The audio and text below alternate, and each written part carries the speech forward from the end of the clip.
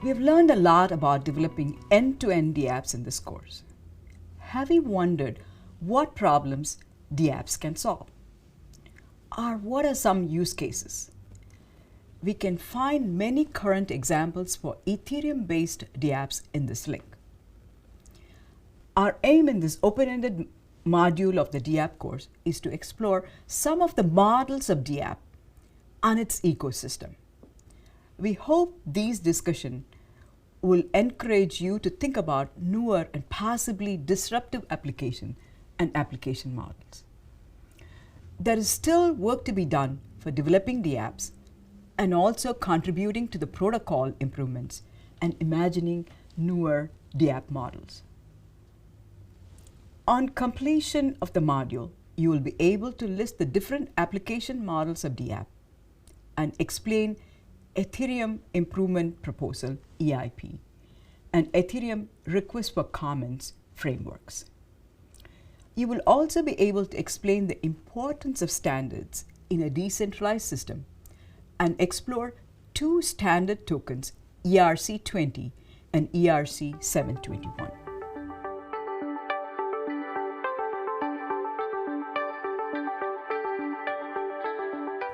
We're going to start this lesson on Dapp model with a hierarchy diagram that gives a high-level view of various Dapp models, starting from the genesis of Bitcoin. In this lesson, we'll review each of these models. We acknowledge that there are many others not included and that this diagram is by no means complete. We encourage you to add other models to this diagram. After this lesson, you will be able to list some important models of Dapp and explain the evolution of Dapp models from cryptocurrencies to crypto assets. Let's explore the models one by one. Bitcoin is the pure cryptocurrency. Every Bitcoin was minted by the protocol except for the Genesis transaction from Satoshi to Hal Finney. Innovation of Bitcoin is in the decentralized payment system that is still running, though facing issues with scalability and price volatility. Next, the coin and the initial coin offering. Bitcoin code base is open source, and the initial response to Bitcoin from the developer community were the releases of many new cryptocurrencies. Then came the innovation of Ethereum smart contract.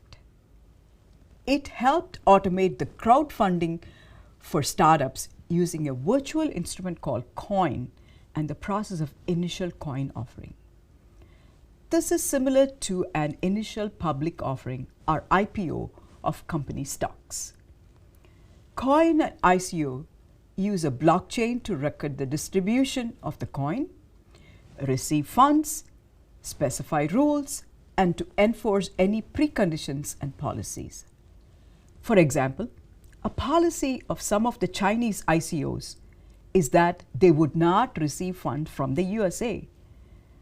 That is, at least at the time of our recording.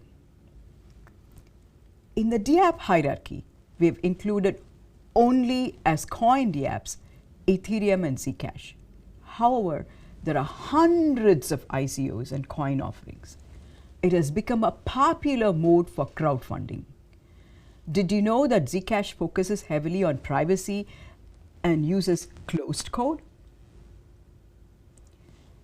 We classify any cryptocurrency that raise funds through ICOs in the coins Dapp. Both Ethereum and Zcash used ICO processes for their initial funding. That's the reason for classification of Ethereum and Zcash in this category.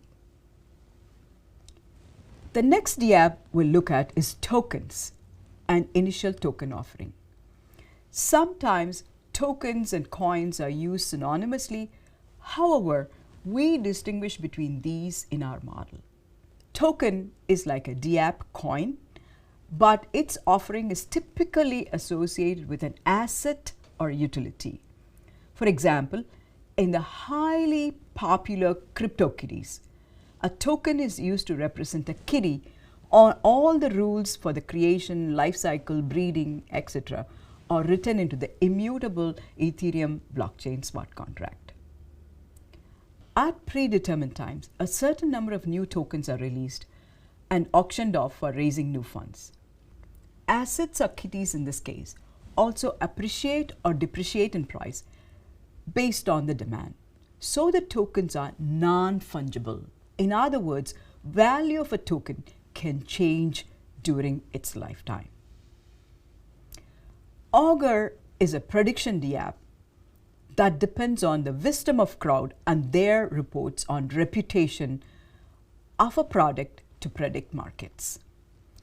These decentralized participants or crowd get paid in rep tokens or reputation tokens. These tokens represent a fraction of the fees collected if the transaction gets executed based on the crowd's reporting. Once again, there are so many token Dapps in play, yet we have covered only two. In the hierarchy diagram, you will also notice that both Augur and CryptoKitties inherit from standard tokens ERC20 and ERC721 respectively. More on this in the next lesson. Turning our attention to DAO, or Decentralized Autonomous Organization, is an early innovation in Dapp. DAO was an investment instrument deployed as a smart contract on Ethereum blockchain. Autonomous Venture Capital Dapp, to be exact. The idea was to showcase an autonomous organization without traditional corporate governance structure for a decentralized, anonymous fundraising and automatic investing. DAO was deployed prematurely without extensive testing, but the idea itself was well received and DAO raised funds beyond expectation. However, a vulnerability in the code was exploited by hackers. This resulted in a digital heist of a significant portion of the collected funds. You can read more in the Ether Thief placed in the resource section. Actual events do indeed read like a thriller. It is a nice plot for a movie. The Reader's Digest version of this DAO heist and the solution to fix it, resulted in the unexpected hard fork of Ethereum in July 2016. This hard fork split Ethereum into ETH, the Ethereum core as we use it now, and ETC, the Ethereum Classic, that still has the DAO bug in it. In spite of all the negative publicity, we feel that a decentralized autonomous organization is indeed an innovative Dapp if done right.